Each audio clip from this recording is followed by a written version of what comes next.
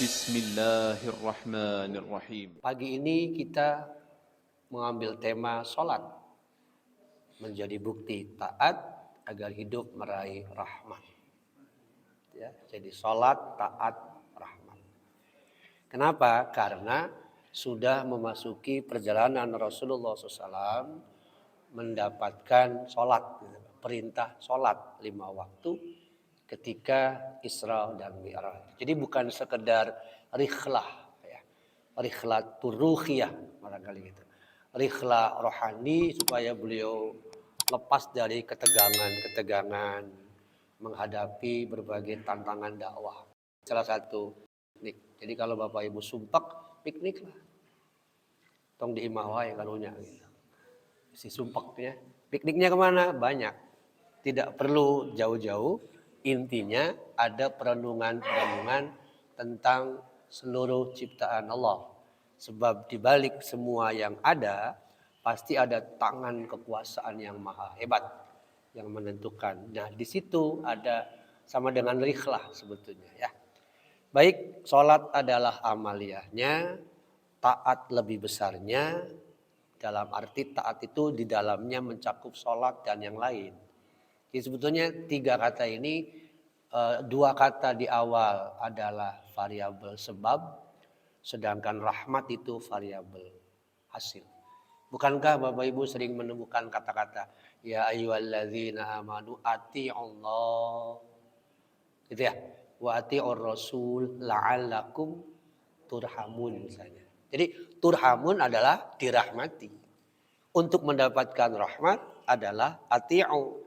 Salah satu bagian dari ati'u adalah sholat. Belakangan sholat nanti menjadi salah satu pembeda ya. Pembeda antara al-kufro, kekufuran, dan al-abdu, hamba.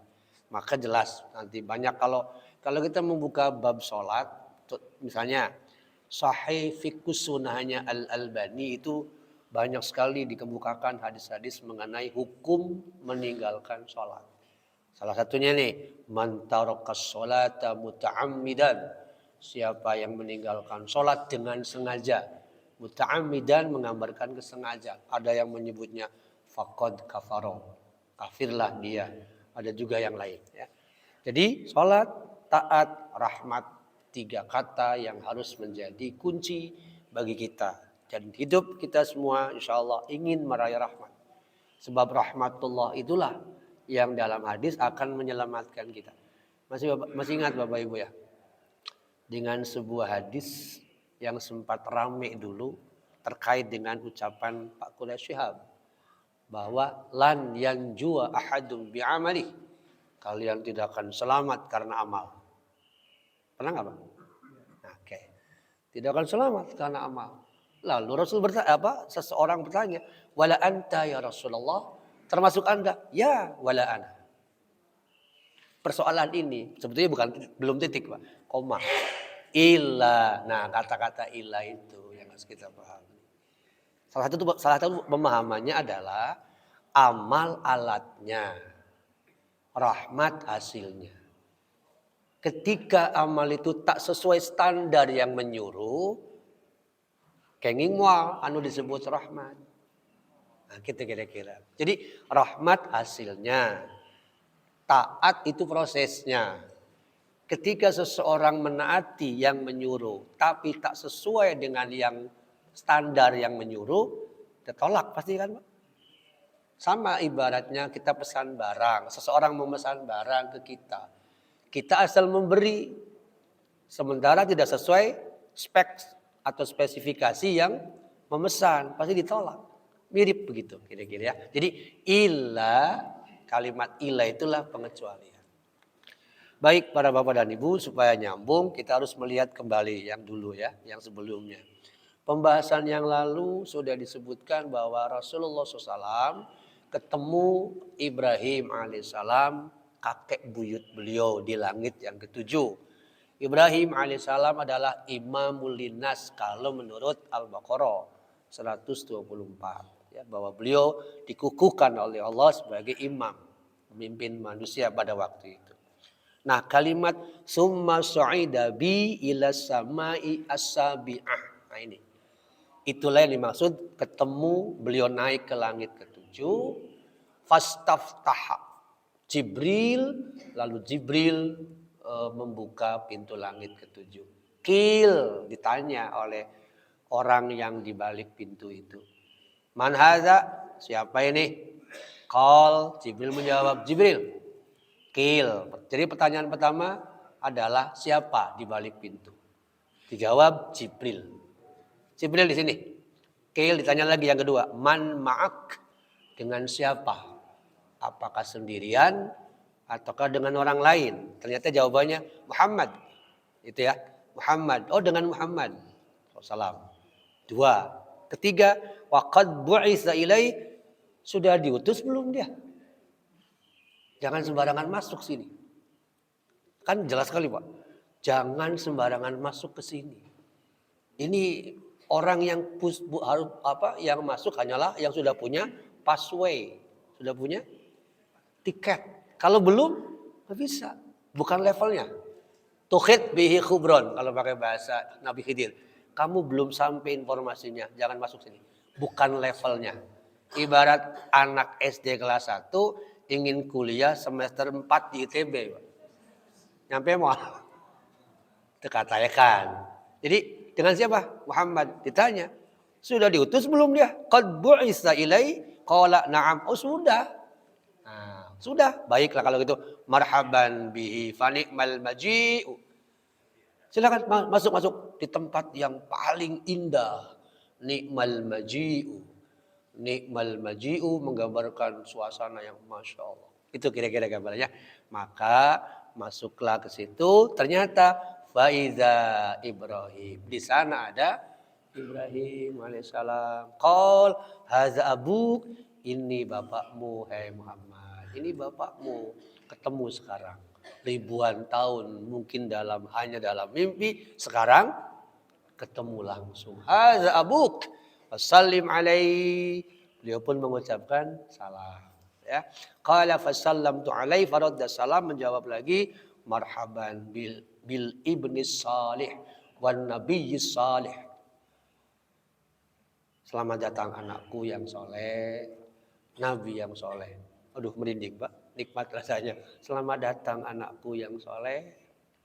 Coba kalau Bapak punya cucu kalimatnya gitu. Nyaman gak, Pak? Nyaman. Makanya kalimat positif itu kalimat yang menggugah semangat.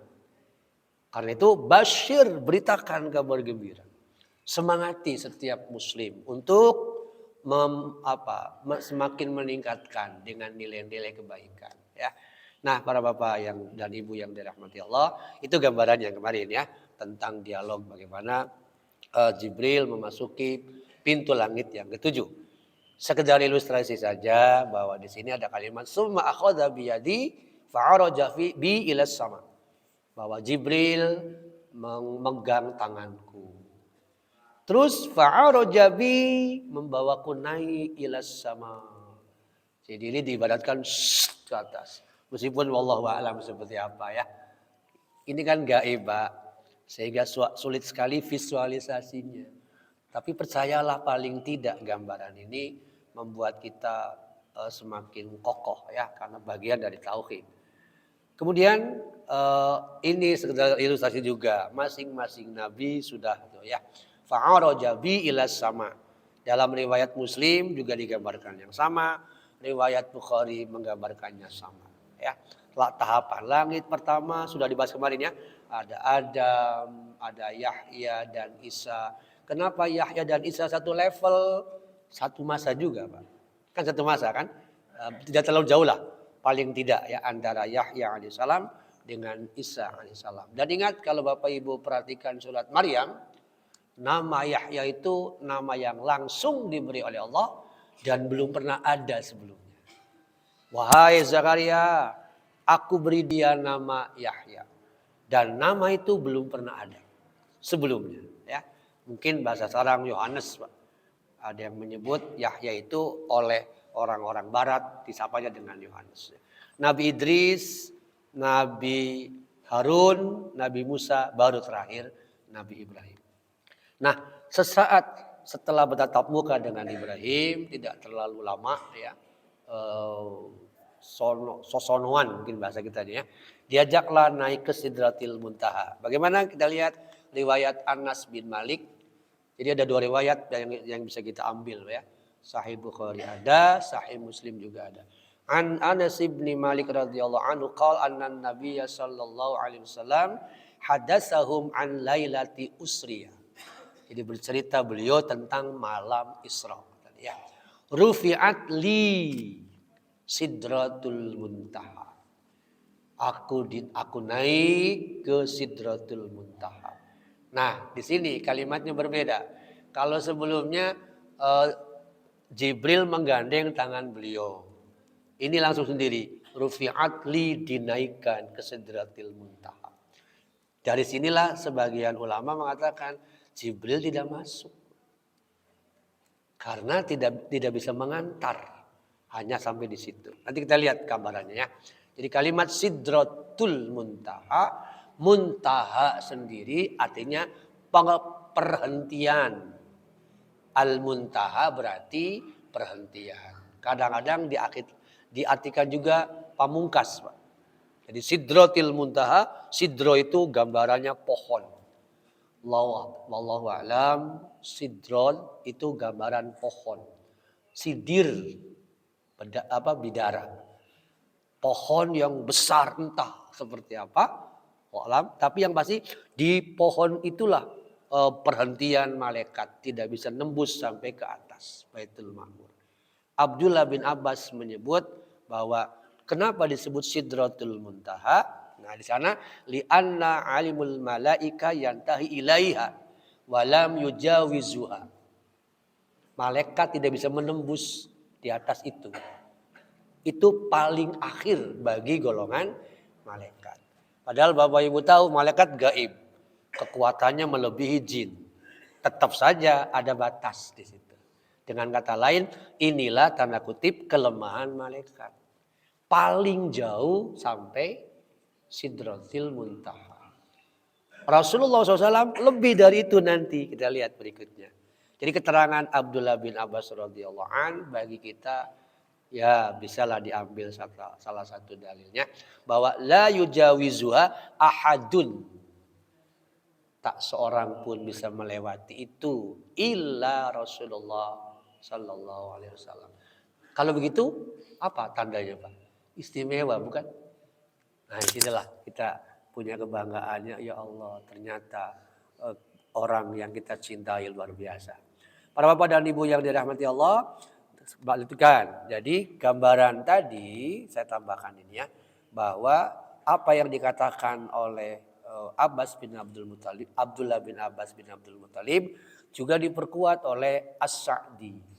Jadi Sidratul Muntaha oleh Imam As-Sa'di dalam tafsirnya, beliau menyebut tadi sumiyat Sidratul Muntaha, dinamakan Sidratul Muntaha karena disitulah yantahiya ilaiha ma ya'ruju minal ardi.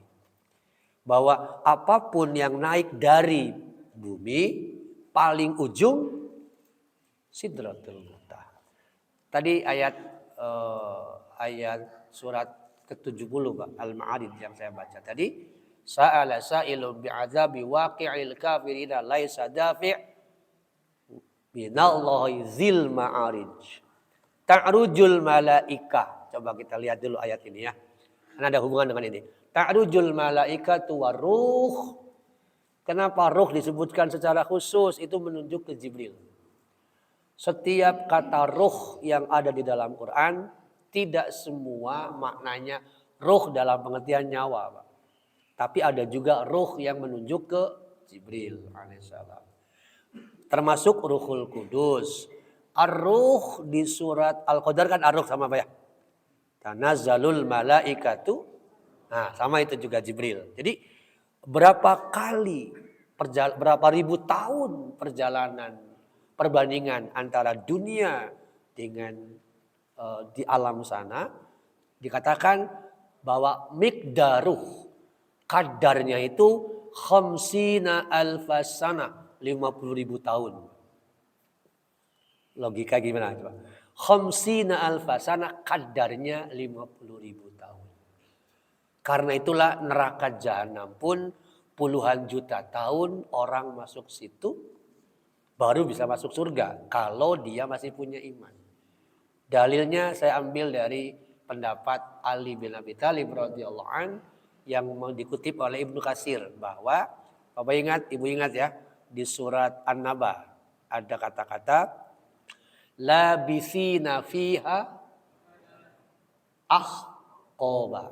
Ahqoba di situ lebih lama daripada abada. Kalau abada ada 100 tahun. Kalau ahqoba bisa berlipat. Perbandingannya gini.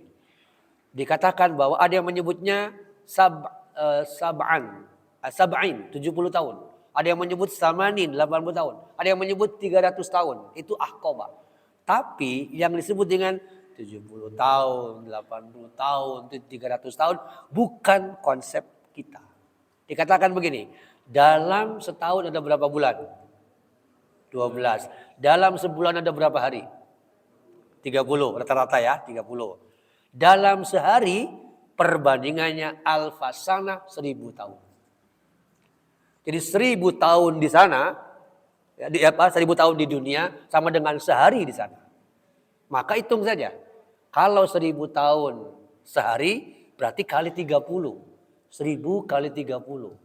Kali 12. Kali terus begitu Pak. Kali 372. Kali sampai dihitung bisa sampai 25 juta tahun lebih. Orang harus di neraka dulu baru pindah ke surga. Itu kalau dia masih ada iman.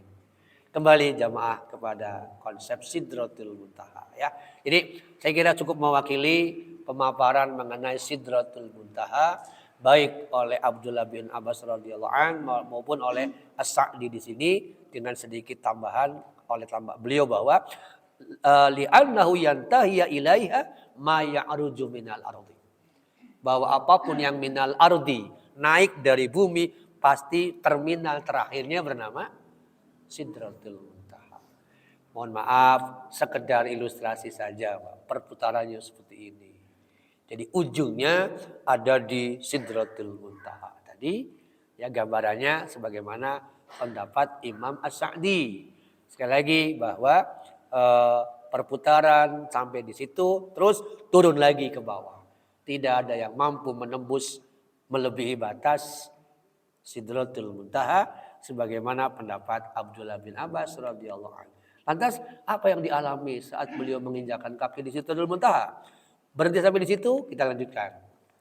Beliau naik ke Sidratul Muntaha, lalu rufi'a lahul al-Baitul Ma'mur.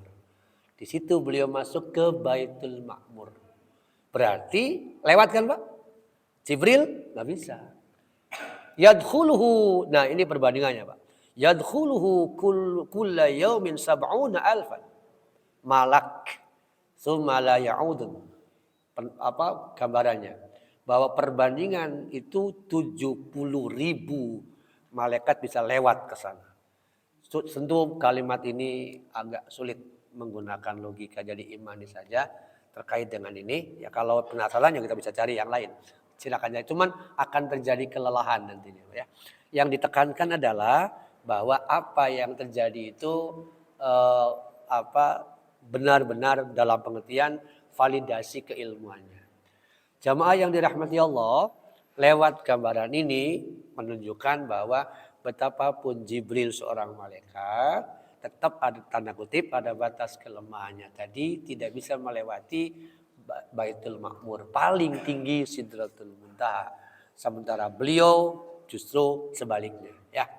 Di sana digambarkan bahwa beliau memasuki jannah, summa adkhalal jannah.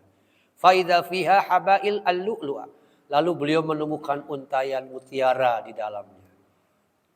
Ada untayan mutiara yang menunjukkan kenikmatan-kenikmatan surga. Surga ada beberapa jenis, bahkan Ibnul Qayyim sampai membuat kitab khusus yang membahas masalah itu, Al-Jannah.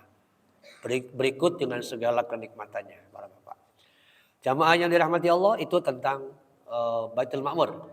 Nah, masih menurut Al-Mubarakfuri dengan mengutip Anas bin Malik radhiyallahu anhu tadi, kita lihat Anas bin Malik menuturkan bahwa annan Nabiyya sallallahu alaihi wasallam tadi lailati usriyabi naik ke Sidratil Muntaha. Lalu Jibril bilang, hadhihi Sidratul Muntaha.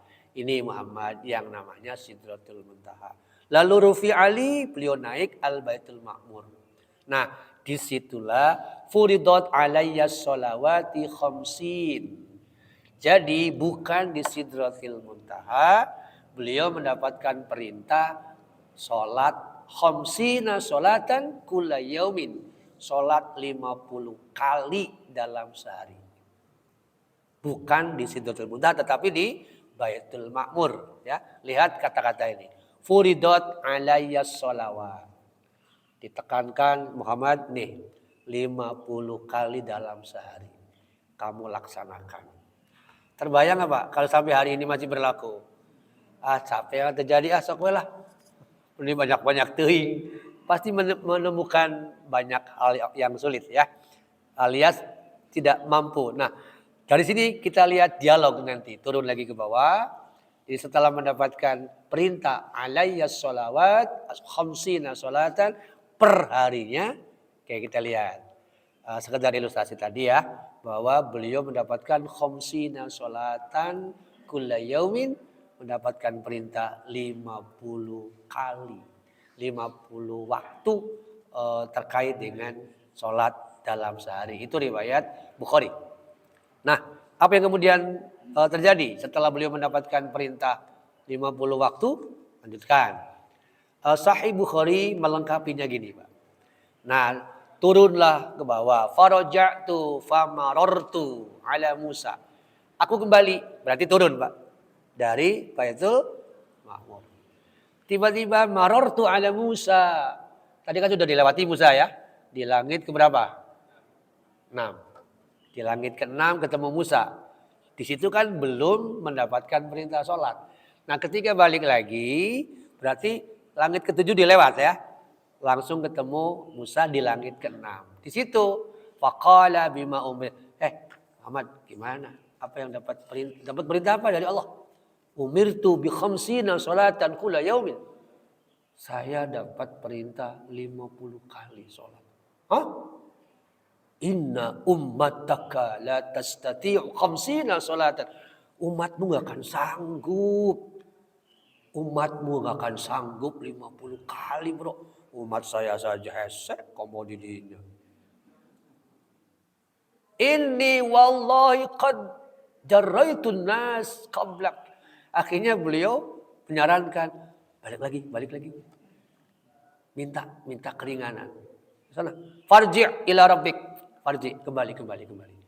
Fas'alhu takhfif. Mintalah keringanan.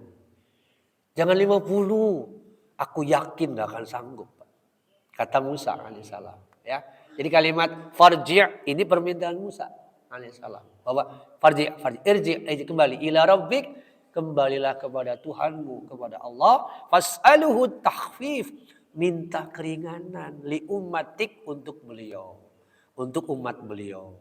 Tentu karena gitu, maka orang kaget gitu, gitu, ya udah. Akhirnya beliau balik lagi. Itu ketika di langit ke-6 ya. Balik lagi diceritakan. Maka faraja'tu fa wada'a anni ashran.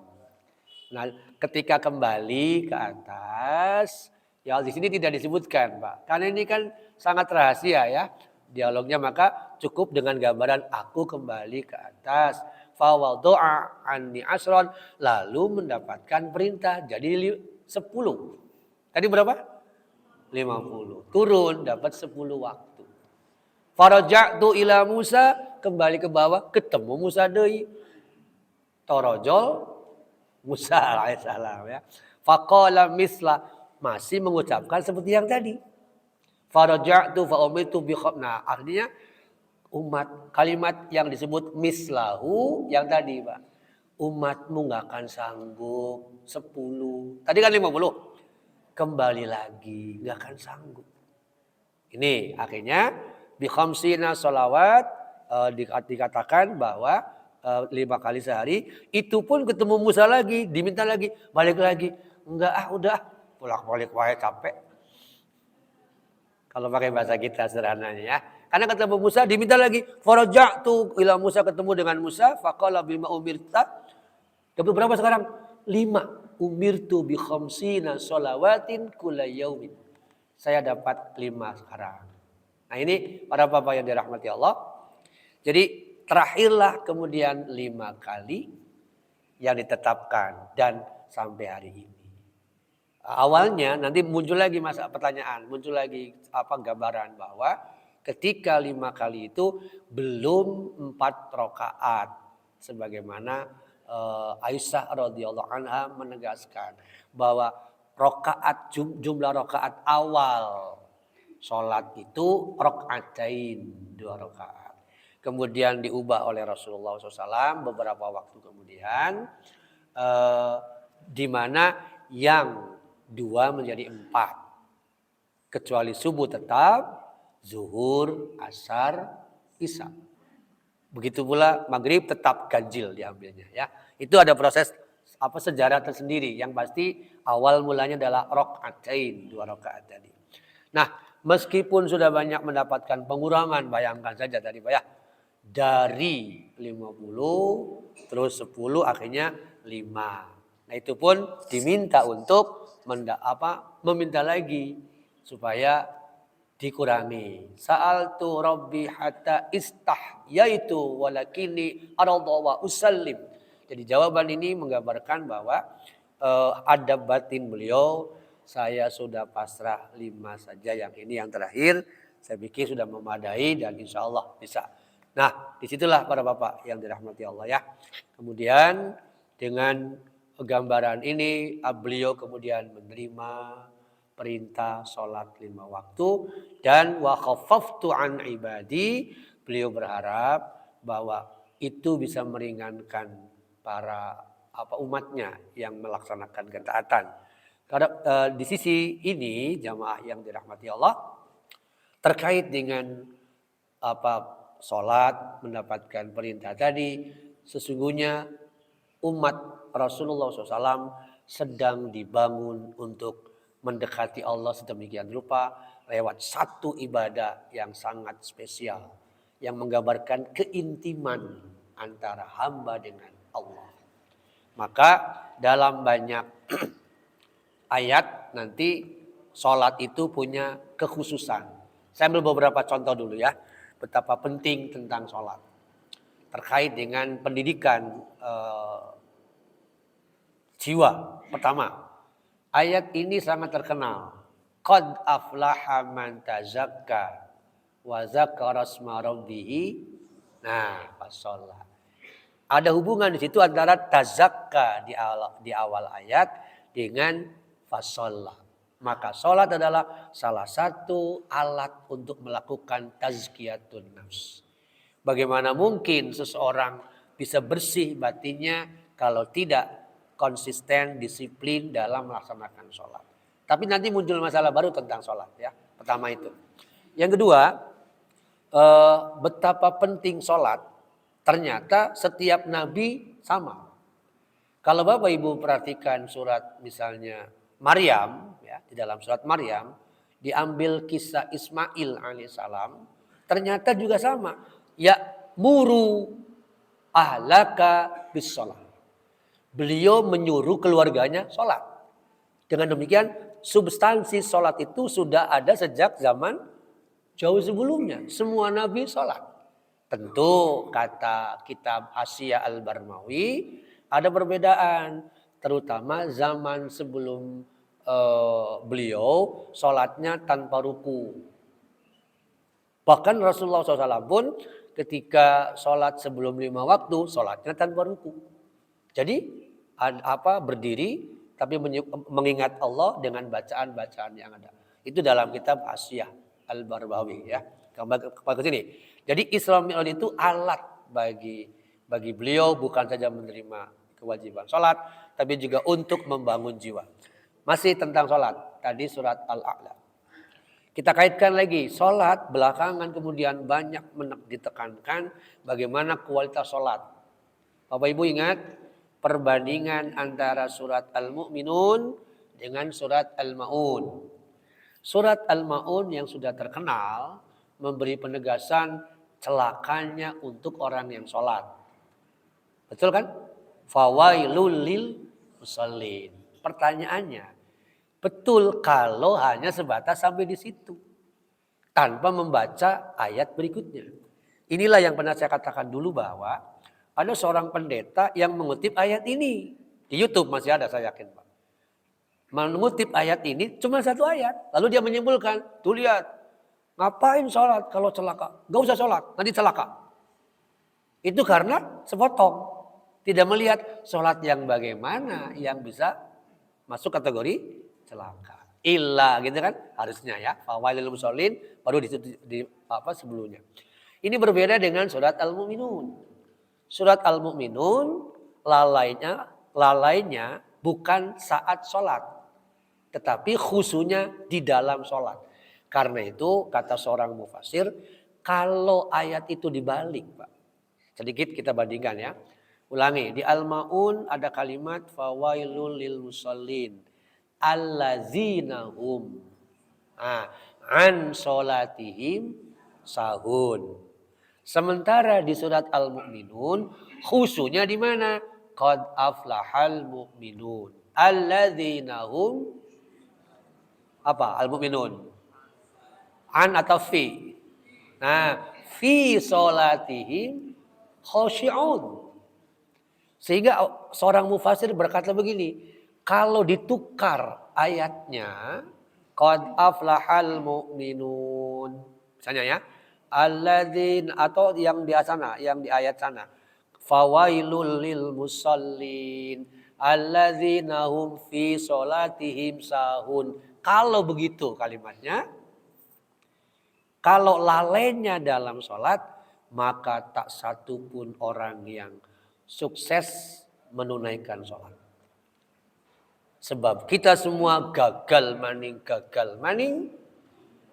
Sebagaimana orang membuat SIM C. Begitu ketat. Betul nggak Pak? Terus, aduh saya tos 5 kali Pak gagal wae. Dasar kaki nggak boleh nginjak ke tanah. Jadi kudu kumaha atunya. 150 kali 5 Pak. Berapa coba? Gitu. Itu kan ideal. Nah, bayangkan kalau fawailul lil musallin alladzina hum fi sholatihim sahun. Kalau begitu ayatnya lalai, maka tak satu pun dari kita yang lulus kecuali Rasulullah SAW. Buktinya apa? Ali bin Abi Thalib radhiyallahu an. Ketika diminta khusyuk, silakan. Kalau kamu bisa khusyuk 100% dari awal takbir sampai salam, aku kasih sorban ini. Baik, aku coba. Nah, baru sholatlah beliau. Terus ketika selesai ditanya gimana? Enggak ya Rasulullah. Sebab ketika saya takbir langsung ingat tadi teh warna naon sorban teh poho tadi tinggal heula ya. Ukurannya berapa, bahannya apa, manjang. Betul kan Pak? Sok, jujur tadi. Tadi ke mana? Piknik orang. Tadi pas takbir, Allahu Akbar, ingat ke rumah? Ingat ke babaturan, terus panjang. Jadi betapa sulit kan? Kalau ayatnya begitu, Masya Allah, gagal semua kita. Lantas, apa yang dimaksud dengan alladzina hum an sholatihim sahun? Lalainya adalah pemahaman nilai-nilai sholat dan aplikasi setelahnya. Makanya ada istilah orang bangkrut. Bangkrut apanya? Sholatnya. Kenapa bangkrut? Satu, karena dia mengambil hak orang lain. Jadi kalau orang mengambil hak orang lain alias zalim, sholatnya bangkrut. Kalau ucapan tidak bisa dijaga, kalau amanah dan sebagainya, itu namanya an sholatihim sahun. Lalainya itu hilangnya nilai-nilai dari sholat yang kita lakukan. Baik, berdasarkan itulah kita ambil kesimpulan. Jadi sampai di sini mengenai bagaimana sejarah sholat 5 waktu ya. Apa kesimpulannya? Pertama, setiap nabi dan rasul yang diutus dibekali risalah yang berbasis wahyu Allah. Risalah itu secara garis besar ada dua, ada usul pokok dan ada syariah. Usul di sini adalah akidah, tauhid. Saya kutip tulisan Syekh Sayyid Sabiq yang terkenal sekali. Kitab akidahnya pertama kali diterbitkan di Indonesia oleh penerbit Diponegoro. Terjemahannya sudah sekian puluh tahun yang lalu. Saya kutip begini Pak, kalimat beliau. Al-Islam imanun wa amal. Islam itu agama, iman dan amal. Berarti kalau tanpa dua-duanya hilang. Iman saja nggak ada amal, hilang. Amal saja tanpa iman, hilang juga. Beliau mengatakan begini, Al-Islamu huwa dinullah alladzi awhahu ila Muhammad salawatullah wassalamu alaihi wa huwa imanun wa amal tadi. Islam itu agama Allah yang diwahyukan kepada Muhammad SAW. Di dalamnya berisi iman dan amal. Al-iman bimithli al-aqidah. Iman mirip atau serupa atau sama dengan akidah. Beda istilah saja, ya. Dan al-usula allati taqumu 'alaiha syara'i'ul Islam. Di atas akidah itulah berdiri kokoh syariat Islam. Sementara kalimat berikutnya, asy-syari'atu wal amal, apa bimithli amal. Syariat itu serupa dengan amal. Dalam arti amalia harus bertumbuh pada syariat. Dalilnya jelas, antara lain Al-Jasiyah ayat 18. Bahwa Allah Azza wa Jalla menyuruh Rasulullah SAW, ja'alnaka ala syari'atin minal amri. Kami tetapkan untukmu wahai Muhammad syariat untuk agama ini. Fattabi'ha. Nah ini Pak. Ikutilah syariat itu wala tattabi' ahwa alladzina la ya'lamun. Jangan mengikuti orang-orang yang bodoh. Di Indonesia banyak kalau sudah mendengar kata syariat, apa yang terjadi Pak? Alergi bukan? Tapi mereka sendiri menerapkan syariat. Apa? Nikah. Apakah Guntur Romli nikahnya tidak pakai syariat Islam? Tapi kenapa begitu benci kepada syariat? Itu anehnya. Nah, ayat tadi mengatakan la tattabi'ha, jangan kamu ikuti orang yang mengikuti hawa nafsunya atau yang tidak tahu ilmunya. Jamaah yang dirahmati Allah, itu gambaran. Jadi antara risalah setiap nabi hakikatnya sama, tetapi bertumpu pada tauhid, itu yang samanya, dan syariah yang berbeda. Di antara mereka dalilnya ini salah satunya Pak, bahwa salah satu yang terkenal namanya kalimatun sawa. Kalimat yang sama itu adalah la ilaha illallah atau alla na'budu illallah. Lantas setiap umat sebagaimana Al-Maidah 48, Bapak perhatikan di situ, ja'alna minkum syir'atan wa minhajan. Likulli ja'alna minkum. Setiap umat punya syariat sendiri-sendiri yang penerapannya berbeda. Contoh tadi, sholat. Sholatnya zaman Ibrahim alaihissalam, Ismail, sampai Musa dan Isa alaihissalam berbeda. Ini contoh ayat yang menunjukkan zaman Musa sudah ada sholat. Kita lihat sini Pak. Toha 14. Allah menyatakan di hadapan Musa alaihissalam ketika menerima wahyu. Innani anallah la ilaha illa ana. Allah memperkenalkan diri kepada Musa alaihissalam ketika menerima wahyu di Tur Sina. Nah, kalimat inilah yang disebut dengan kalimatun sawa. Kalimat yang sama setiap nabi, yakni tauhid. Karena itulah kita bingung Pak. Dibuat bingung oleh Cak Nur yang mengartikan kalimatun sawa dengan mengatakan bahwa tidak ada Tuhan selain Tuhan. Terkenal Pak kalimat ini oleh beliau, tidak ada Tuhan selain Tuhan. Tuhan yang pertama T-nya kecil, Tuhan yang kedua T-nya besar. Bingung nggak? Kenapa tidak ada Tuhan selain Allah? Selesai kan? Tapi itu penafsirannya. Sehingga kemudian mengatakan semua agama sama dari situ. Ya. Sekali lagi kalimatun sawa, kalimat yang sama, yakni kalimat tauhid. Dari kalimat tauhid ada perintah kedua, fa'budni, ibadahlah. Antara lain jenis ibadah itu apa? Mendirikan sholat. Jadi Musa kalau begitu sudah mendapatkan perintah mendirikan sholat. Yang tadi itu 50 lebih, sehingga beliau merasa berat umatku. Ya, nah li zikri, nah ini kita praktekkan sekarang Pak. Li zikri, untuk mengingatku. Maka sholat dalam surat Al-Ankabut disebutnya apa? Sholat itu zikrullahi akbar. Mengingat Allah yang paling utama. Sehingga sholat bisa mengalahkan zikir yang lain. Karena disebutnya dengan zikrullahi akbar. Maka para bapak dan ibu, kita pakai nih surat 1087. Waj'alu buyutakum kiblatan wa aqimus sholat. Bahwa di rumah kita harus didirikan sholat. Tentu yang sunnah kalau bapak-bapak. Karena yang wajibnya di masjid. Jadi kalau ada namanya Ahmad Soleh, tapi rajin sholatnya di rumah, maka diganti jadi Ahmad Soleha. Karena kan tadi Soleha perempuan. Ya. Jadi di masjid kita tegakkan. Begitu pula di dalam surat lain. Bahwa sholat bagian dari Nabi Isa alaihissalam. Tadi kan Musa tuh. Toha 14 itu Musa alaihissalam. Maryam 30 sampai 33 itu Nabi Isa alaihissalam. Lihat kalimatnya. Ini Abdullah, aku ini hamba Allah. Ataniyal kitab, aku diberi kitab, yaitu Injil. Wa ja'alani nabiyan, dan aku pun diangkat menjadi nabi. Wa ja'alani mubarakan, dan Allah memberiku keberkahan. Aina ma kuntu, dimanapun aku berada. Wa ausani bis sholat, aku diwajibkan sholat. Nah, jelas sekali itu.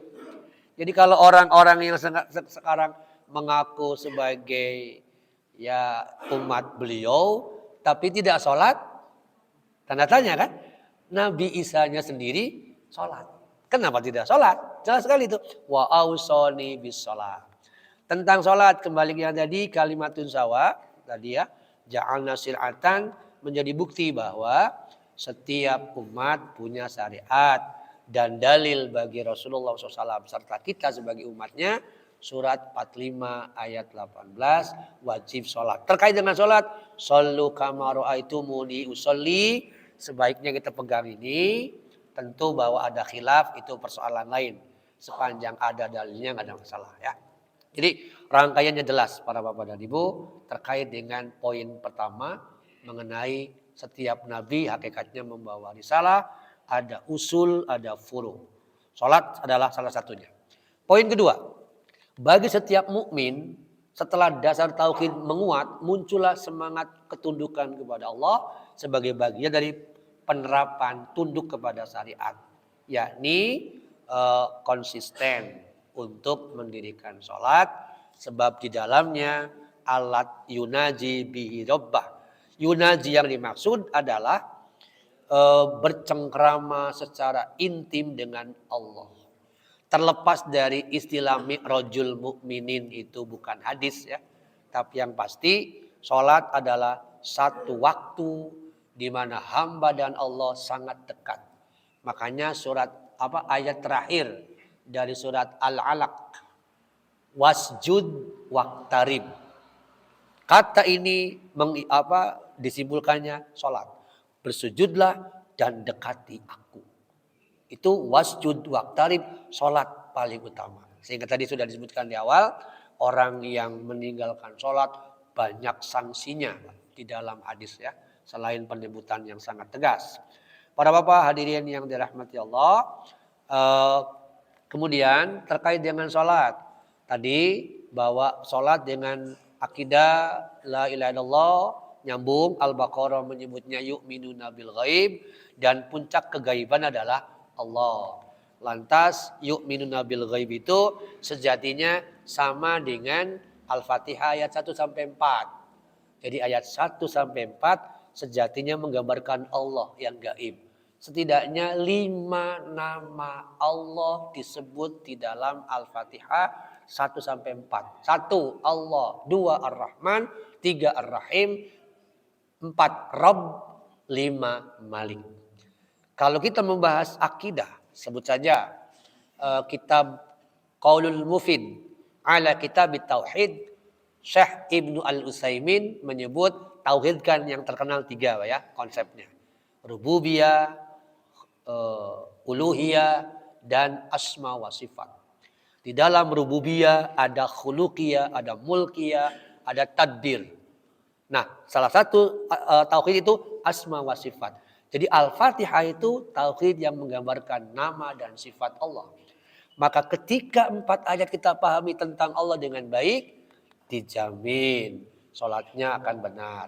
Sholat sendiri adalah fa'budni. Sedangkan fa'budi merupakan gambaran kewajiban.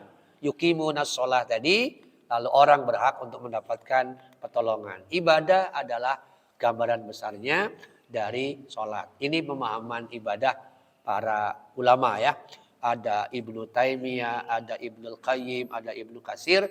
Sedikit berbeda tetapi yang pasti kita rangkum ibadah itu likulli ma yuhibbuhullah wa yardahu minal aqwal wal a'mal. Ibadah itu adalah apapun ucapan, apapun tindakan yang bisa mendatangkan cinta Allah dan ridhonya, itulah ibadah. Jadi apapun, ucapan, perkataan, perbuatan, tindakan yang mendatangkan Allah, ridho Allah, cinta Allah, itulah ibadah. Hadirin, para bapak dan ibu yang dirahmati Allah.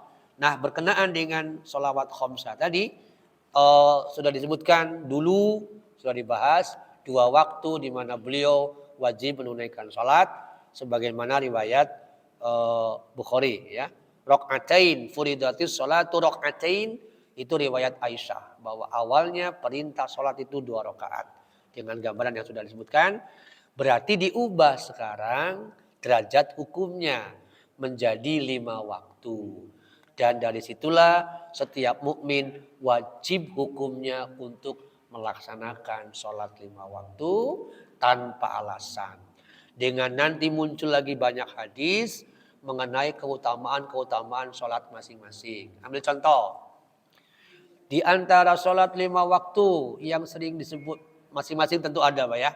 Misalnya asar, subuh.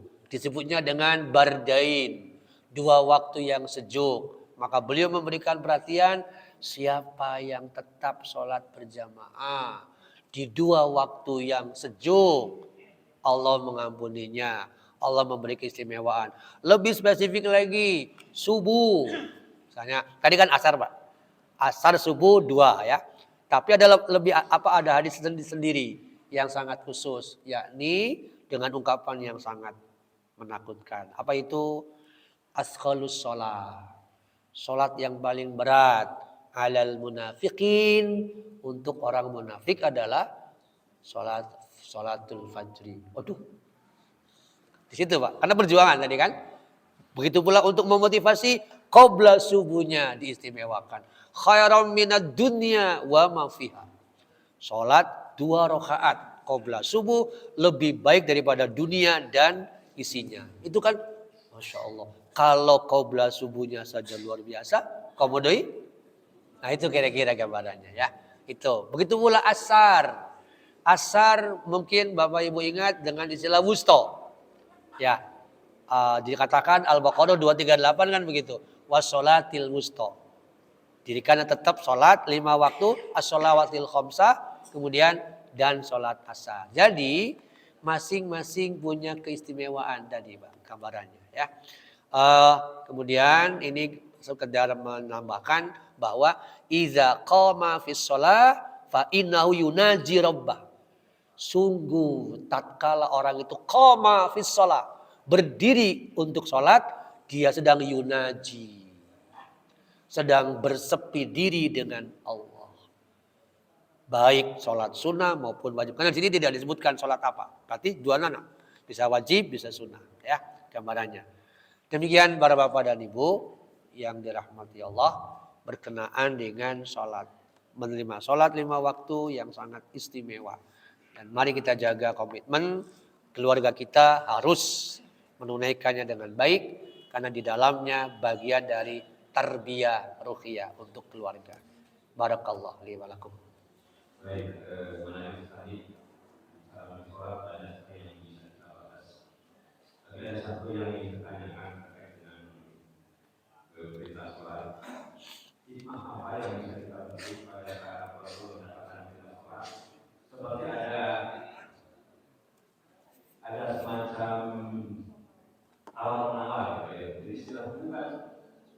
bukankah setiap perintah itu langsung akan saja? Tapi dalam hal ini seperti diberi kewenangan untuk semacam awal-awal bagaimana mengajukan proposal.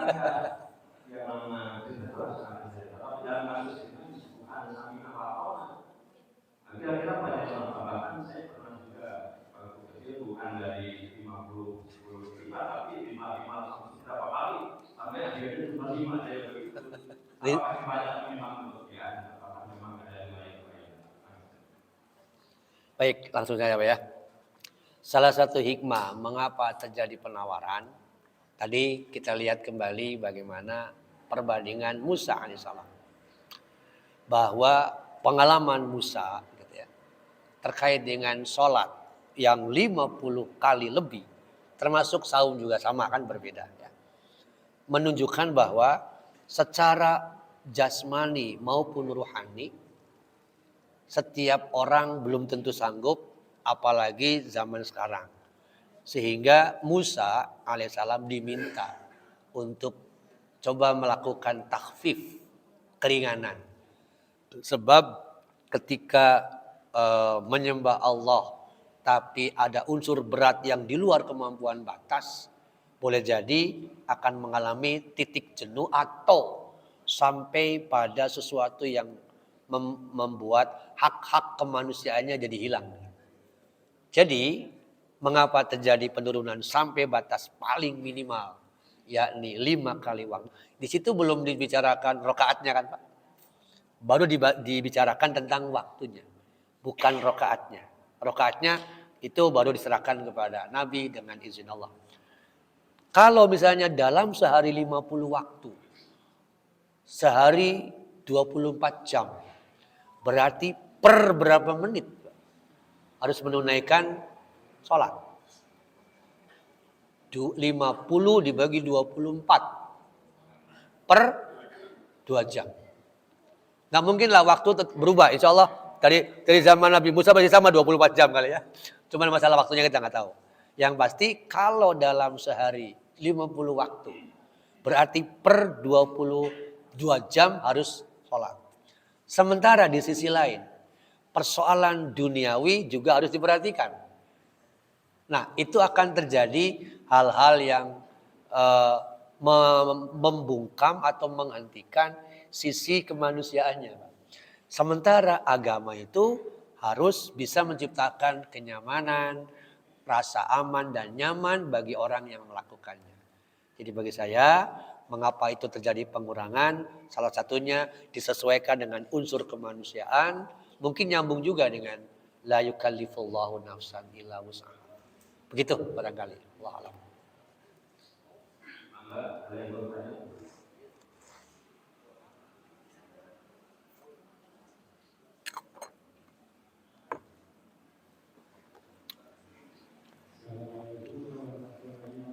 Assalamualaikum. Mana Pak? Ada 3 hal yang mau dipertanyakan. Yang pertama, perintah sholat malam itu duluan mana? Sebelum Isra Mi'raj, waktu yang Isra Mi'raj, dengan perintah dalam Al-Quran yang ada ayat yang menyatakan bahwa sholat itu kewajiban yang menentukan waktunya. Kitaban mauquta. Duluan mana Isra Mi'raj dulu atau ayat itu dulu? Yang kedua, di sini ada hubungannya dengan akidah. Isra Mi'raj pada umumnya kita mengimaninya. Tapi kalau ada istilah ego, jadi kesannya bahwa Allah itu tidak mengetahui apa yang diinginkan Nabi Muhammad atau umatnya. Jadi kesannya ada ego. Yang ketiga, ada kesan dari hadis ini bahwa Nabi Muhammad itu diskusi dengan Allah. Dan dalam maksudnya kan Nabi Musa itu paling riwayat bahwa hadis itu diskusi juga, diskusi itu memang tidak mungkin. Tapi di situ kesannya kayak diskusi itu mengalami dan kita. Terima kasih. Assalamualaikum warahmatullahi wabarakatuh. Baik. Yang pertama duluan mana? Ayat 103 An-Nisa dengan perintah tadi. Saya jawab lebih dulu Isra Mi'raj, Pak. Ayat itu turun untuk menetapkan waktu zuhur kapan, waktu asar kapan. Siapa yang menentukan? Rasulullah SAW dengan bimbingan Allah dalam hadis-hadis. Misalnya zuhur dimulai kapan? Yang pasti ketika sebut katanya zawal. Matahari harus tergelincir dulu. Subuh kapan? Itu namanya kitaban mauquta, Pak. Jadi terserah waktu Isra Mi'raj dulu. Kecuali yang tadi dua waktu ya yang ditetapkan pagi dan petang. Yang kedua mengenai yang jawab yang ketiga dulu mungkin ya, berkenaan dengan Rasulullah SAW bisa melihat. Itu salah satu kekhususan, misalnya dalilnya Ali Imran 179 ada kalimat begini, Pak, yang menyatakan bahwa maka Allah liyutli'akum 'alal ghaib. Allah nggak mungkin memberikan kemampuan, jangkauan kepada kalian untuk 'alal ghaib, memasuki dunia gaib. Isra Mi'raj gaib kan, Pak?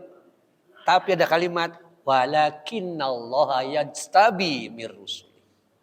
Tapi Allah memilih salah seorang dari rasul-rasulnya untuk mampu melintas batas yang disebut 'alal ghaib. Itu semua izin Allah, Pak. Jadi yang oleh logika kita nggak masuk, izin Allah bisa. Poin kedua, berkenaan dengan kesan yang muncul dialog adalah tadi nyambung dengan pertanyaan pertama sebetulnya. Bahwa betul Allah itu harus perintahnya samina wa ta'na.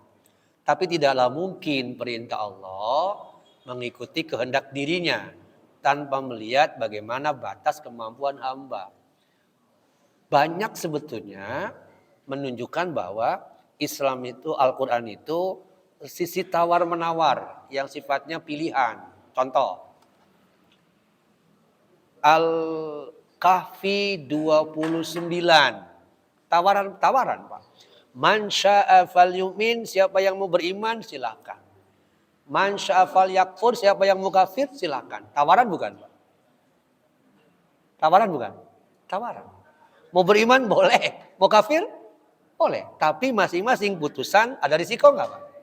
Nah, bagi saya bukan sesuatu yang aneh bahwa dengan asumsi Musa pengalamannya, Rasul langsung mohon kepada Allah. Tapi di situ tidak disebutkan bagaimana cara beliau bicara dengan Allah. Karena ini sangat very secret gitu. Secret. Jadi kegaibannya puncak. Kalau bisa sampai dijelaskan, mungkin bisa berbahaya sekali. Begitu barangkali, Pak, gambarannya. Mengapa? Baik, kalau nggak ada mungkin